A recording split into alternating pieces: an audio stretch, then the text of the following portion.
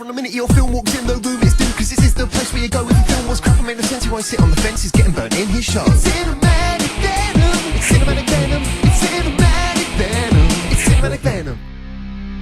After a tiny little film that you may have heard of called Star Wars, it wasn't that big a deal, but for some reason George Lucas thought that it was at least successful enough for him to self-fund the sequel, The Empire Strikes Back, using loans and the previous film's profits, which was unheard of with Hollywood filmmakers at the time, and quite a daring move. We will test it. This meant that Lucas was now in full command of the Star Wars series, but he did refuse to direct it, focusing more on producing and overlooking the special effects as well as funding. He hired one of his former professors to take over directorial duties, Irvin Kershner, who had a few films to his name, and originally turned George down, claiming they'd never be able to match the success of the original. However, when Kershner informed his agent, he forced him to take the job, saying that he would have to be a complete moron to pass up directing a sequel to one of the most famous movies of all time. He has foreseen this. The film takes place 3 years after the first movie. The crew have a new base on Vanilla Ice's home planet, while Darth Vader is hell-bent on hunting down Mark Hamill and tying him down, forcing him to talk as the Joker for countless hours for his enjoyment. The Empire learn of their location, causing an attack. Han Solo and Princess Leia, or Leia, C-3PO even pronounces it two completely different ways in 10 seconds. It's Princess Leia, sir. She's been trying to get you on the communicator. I turned it off. I don't want to talk to her. Well, Princess Leia is wondering about... Make up your mind, guys. Leia. Ah, that's better. But we understand, don't we, Chewie? Anyway, Han Solo and Princess Leia kinda have a thing going on now. Yeah, it's weird, we'll get onto that later. Luke gets visions from a ghostly Alec Guinness who's come back for another paycheck, advising him to go find a Jedi Master called Yoda, voiced by Frank Oz, master of the Muppets and Sesame Street, who then trains him to become stronger before realising his friends are in trouble. Attacks, chase scenes, effects that made me want to splooge, Han Solo is frozen and left to rot, confrontation with Darth Vader, and that tiny little plot twist that nobody really remembers and everybody totally saw coming. I am your father. When it came to writing the screenplay, Lucas brought on Lee Brackett to write the originally titled Star Wars 2, holding story conferences and a treatment under the title The Empire Strikes Back was finished by late November 1977. Yep, the very same year the first movie came out. I haven't got time for anything else. The treatment was actually very similar to the final product, except we don't get that brilliant twist at the end. Instead, Luke's father appears as a ghost to instruct him. Why do that when you could just bribe Alec Guinness to do more cameos he hated? I'm beginning to agree with you. In fact, it's a surprise to no one that Guinness himself wasn't too fond of returning, but finally agreed, only working one day and only being paid 1/4% of the film's gross. It was still millions of dollars though. But hey, it's good to know that Obi-Wan Kenobi is still a douchebag, literally telling Luke to abandon all of his friends that are all in impending danger. The afterlife didn't really make him any more moral, did it? But credit to Alec Guinness, here he actually attempts a different facial expression. Look at that effort. I must raise my eyebrows. Just a bit more. Oh, I am exhausted. Don't do that. Lee Brackett completed the first draft of the screenplay in early 1978, but George Lucas was very disappointed with it. However, before he was able to talk things over with her, she sadly passed away from cancer. Lucas continued writing, including the episode numbering that will be used for the future of the series, though this was originally called Episode 2. Oh, so that means the entire fanbase will fucking hate it.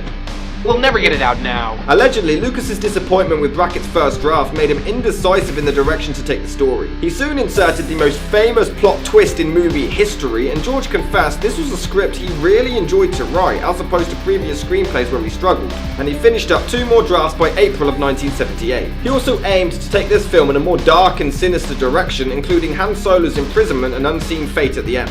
Who'd have thought that, huh? Now, there's always been stories, which admittedly I can't seem to find any evidence to back up, that George Lucas has stated that he had the entire series planned out from the very beginning. This is contradicted, however, by him altering Lee Brackett's script, not including Darth's plot twist, and even Michael Kaminsky's book, The Secret History of Star Wars. He calls it unlikely that the plot point had ever been considered before 1978, having no reference or hint to it whatsoever in the previous film. Furthermore, Lucas admits in the DVD commentary that Obi-Wan Kenobi was originally supposed to live throughout the entire trilogy, and then he died in the very first one. Maybe I'm just going crazy. It was only after writing this important plot point he decided to make it a trilogy and then changed it to Episode 5. Lawrence Kasdan had just finished writing Raiders of the Lost Ark, and Lucas loved it so much he hired him to finish up work on Empire's screenplay, with director Kershner also contributing. Stay and help you, I will. Filming began on March the 5th, 1979 in Norway, and much like the first movie, the weather was unkind to the cast and crew, the country suffering the worst winter storm in 50 years.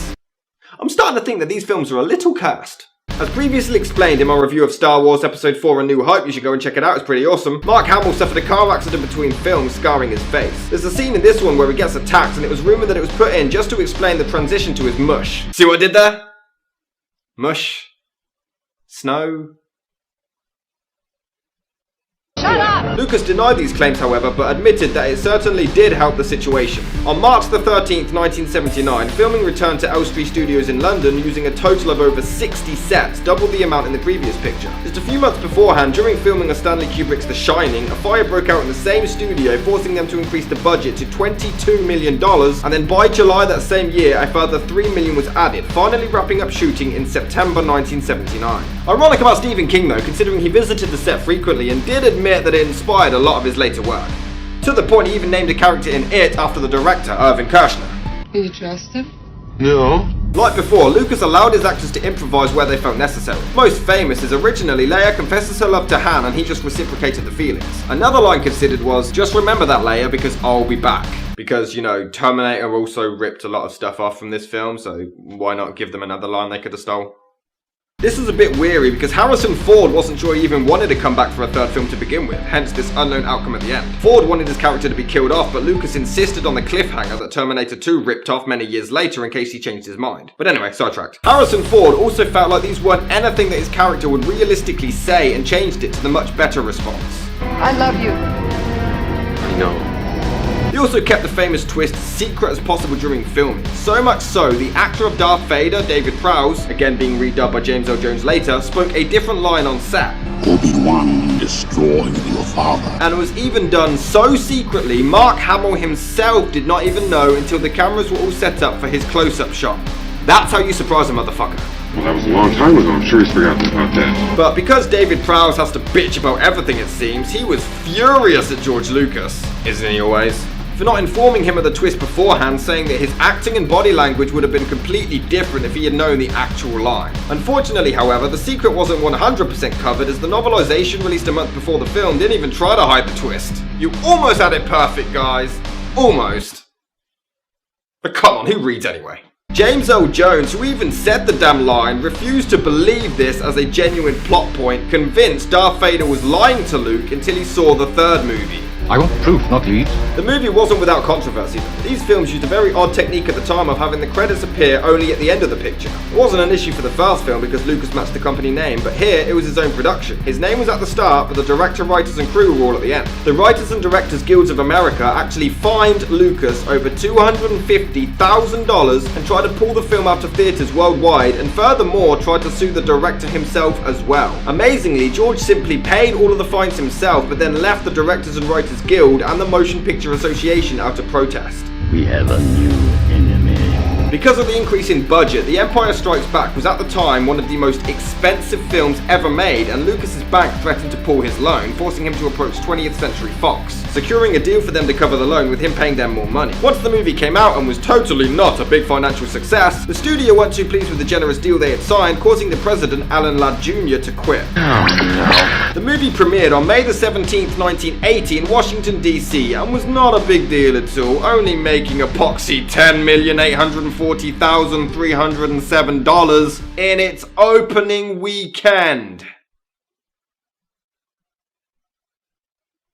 It made that much money just on its opening weekend. Yep, that's it. The film ended up grossing around $450 million worldwide, but after re-releases in 1997, it grossed a total of $538,375,067 worldwide. Despite this film's fame, known as being the best one, Vincent Canby from the New York Times slated it. When I went to see The Empire Strikes Back, I found myself glancing at my watch almost as often as I did when I was sitting through a truly terrible movie called The Island. Must be a pretty nice looking watch. Thanks. David Denby of New York Magazine called it a Wagnerian pop movie, grandiose, thrilling, imperiously generous in scale, and also a bit ponderous. Judith Martin of the Washington Post hated the plot and said the story had no particular beginning or end, though George Lucas claimed this was actually his intent. He is as clumsy as he is stupid. Bob Stevens of the San Francisco Examiner called it the greatest episode of the Star Wars trilogy. In 2016, Playboy ranked it number 3 in the list of sequels that are way better than the original. The Dark Knight Stumbles 2 will one day be on that list. Just keep a lookout.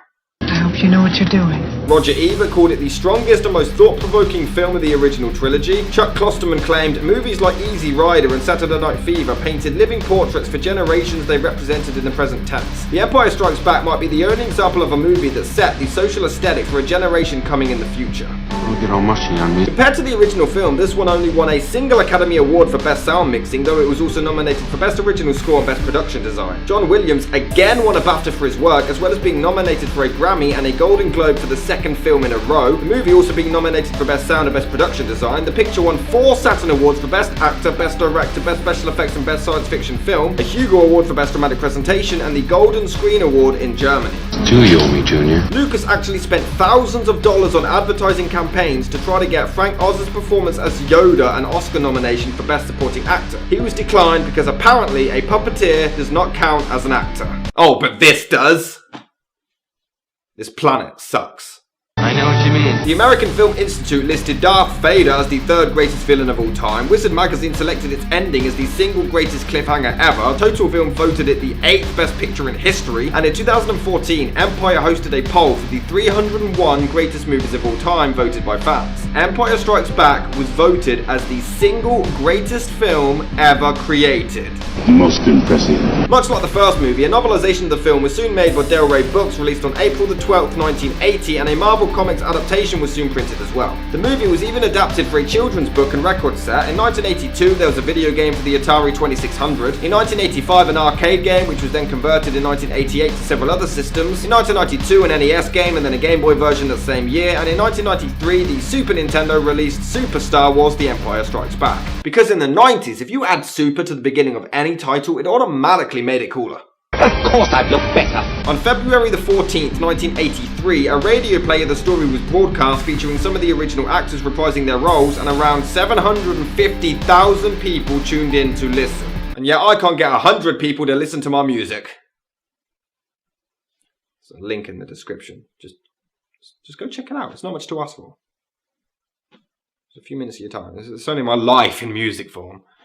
You will become an agent of evil. But amazingly, despite this success, despite its accolades, despite its world-renowned glory as the greatest Star Wars movie to have ever existed, George Lucas originally hated it, called it the worst one of the series, and even apologized for its entire existence. Apology accepted. It wasn't until it was highly praised years later as the greatest one, he suddenly changed his mind. So he stated his opinion, and then catered to the mass public and completely changed what he thought. Maybe he's friends with Chris Stuckman. You certainly have a way with people. Maybe it's because out of all of the films, George Lucas had the least involvement with this one, and he just didn't want to admit that maybe someone else had made a better one than him. Ego is a hell of a drug. But I've learned so much since then. Honestly, yeah, A New Hope had issues, but the action saved it, and I thoroughly enjoyed the film, but this one is a vast improvement. A New Hope felt like Lucas played it safe. There's nothing wrong with that, he didn't expect it to be such a big hit, but he kept the plot simple and didn't focus too much on character or story arcs. This one, not only does the production value look a lot better, but it's a much more bold, strong, inventive, and creative premise. Good. Director Irvin Kershner admitted that George Lucas wasn't too strong on writing characters and he wanted to focus more on that for this film. And it worked. Mark Hamill wasn't whiny like the original movie and his acting vastly improved. He felt like an actual relatable and real person. I enjoyed his journey with Yoda, and when he finally meets Darth Vader, the culmination was well deserved and very satisfying to see. I understand. C-3PO and R2-D2 are still very much the comic value, and this movie has one of the funniest moments of all time. Oh, nice to see a familiar face. Ichuta. How rude. I could watch C-3PO's reaction all day. Ichuta. How rude. Seriously, that needs to be prescribed as an antidepressant. Oh, nice to see a familiar face. Ichuta. How rude. Harrison Ford's character of Han Solo actually felt like he had some substance in it. So in the first one, he was this loner, this money-grabbing, arrogant douche nozzle who only looked out for himself. He had to learn to trust others and actually have compassion. He had to actually allow himself to gain friends. It was subtle and not shown or developed as much as it could have been, but it was there. So then in this one, we see him treat Leia, yes, a bit shitty. It makes sense because it's all a front and deep down he's just scared to allow someone in. To allow someone to be that close to him as he's never done that before. It's a very real and very human emotion, and the character really grows because of it. I feel terrible. Princess Leia, on the other hand, is a complete bitch. I'm sorry, this has nothing to do with Carrie Fisher. Her acting in this is incredible and even better than in the first movie, but they took what, in my opinion, was one of the best things in A New Hope and changed her into a really horrible, nasty and bitchy character. I had nothing to do with it. So the movie starts and literally all of Han Solo's dialogue towards Leia is him hitting on her. But not even in a charming way, just misogynistic, dick-headed, oh she totally loves me way. Again, this makes sense because of his defensive personality, that's not the issue. Leia naturally rejects him constantly and hates his ego, much like in the original film. That makes sense, but where I draw the line is where she, as a form of revenge, sticks her tongue in her brother's throat, which by the way, ew, right in front of him. That's just nasty for so many reasons. Yeah, she doesn't know it's her brother yet, whatever. Sorry, shh, spoilers. You have failed me for the last time. But the first film clearly established Luke as the love interest. There's a brief exchange where Han mentions liking her and Skywalker tells him to piss off and star in Indiana Jones instead of porking his sister. But that's it. So Leia knows that Luke has a thing for her and she even knows that Han Solo has a thing for her. So as a petty form of revenge, she screws with both men's feelings at the same time, giving Luke false hope and breaking Han's heart all at once. Alright, don't lose your temper. It's just so nasty, and even later on when Luke is fatally wounded, she kisses him again! So even after she's with Han Solo, oh, it's okay because he's frozen and it's okay because Luke's hurt? What? It's okay to cheat on your incapacitated boyfriend with your brother because he's injured. And the messed up thing is, she then goes about the rest of the film acting normal like nothing happened. And then she says, You think that after what you did to Han, the world was... She's calling out them for how they're treating Han Solo. Are you kidding me? I don't know what you're talking about. Despite this, the story unfolds really well. The action picks up a lot faster in this one, and the special effects look even more stunning than in the first. George Lucas demanded they set this one on a snowy ice planet because in space scenes it's easier to hide your mistakes. He purposely put this one in a wintry wonderland to test the set designers and producers. Betty girl. Hey, what's the matter? You smell something? Welcome to the Himalayas! They look so good, Yoda looks incredibly real, the fight signs are just amazing, all performances nail it, including Harvey Dent here. Some of the chase scenes are intense as hell and have your butt cheeks flinch at every passing second. The sets are absolutely impeccable, everything looks extraordinary in this film. Darth Vader continues to be more badass than ever, having some of the coolest scenes ever shot, but if you really want me to try to nitpick, keyword being try. General, I gotta leave. I can't stay anymore. I got an acting class I can't miss. That's the only line that's delivered poorly in this whole film. Just completely emotionless.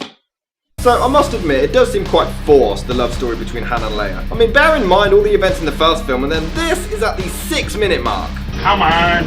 You want me to stay because of the way you feel about me? What? When? Why? Who? Although it's surprising, I feel like it's a cool idea to have their relationship kind of begin off-screen, considering it's 3 years after the first one. It's a nice touch and we join in on the story halfway through, so I kind of like that. Gonna see you in hell. Although when you really think about it, Han just bullies Leia into going out with him until she finally gives in and says yes just to shut him up. Incest and relationship manipulation. Best series ever. Take it easy. Even some of the dialogue just seems so forced, like they realised, wait, they're not developing, let's hurry this up. Come on, admit it. Sometimes you think I'm alright. Occasionally, maybe. What a beautiful couple. I mean, really think about it. What kind of message is this? Treat each other like shit and then you're the perfect couple? I mean, remember when he said... But they're gonna kill her! Better her than me. Such a charmer. Captain Solo. Do you copy? No, it's The Force Awakens that copies. They really shouldn't have shown this tiny Darth Vader hologram. It looks hilarious. Who's gonna take this seriously?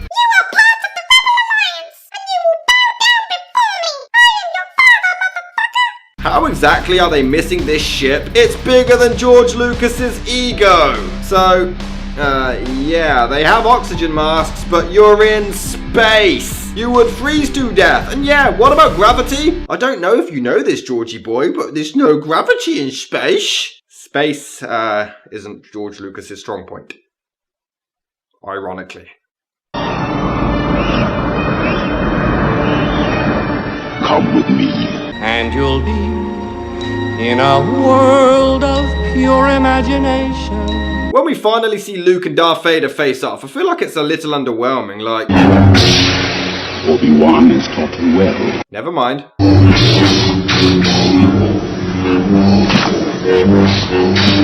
Okay, I just feel like it should have music to make it even more intense.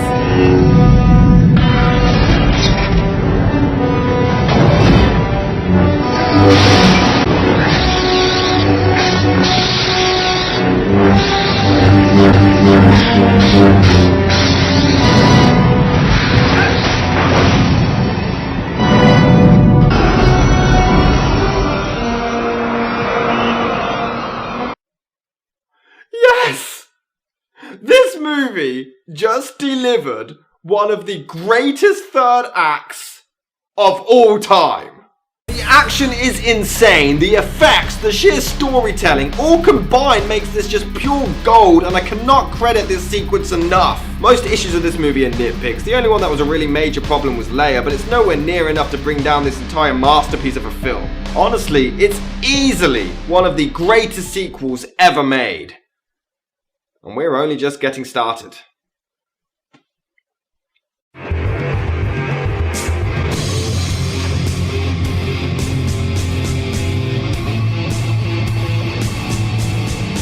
What do you think, Batman? You're so much cooler than Darth, so good.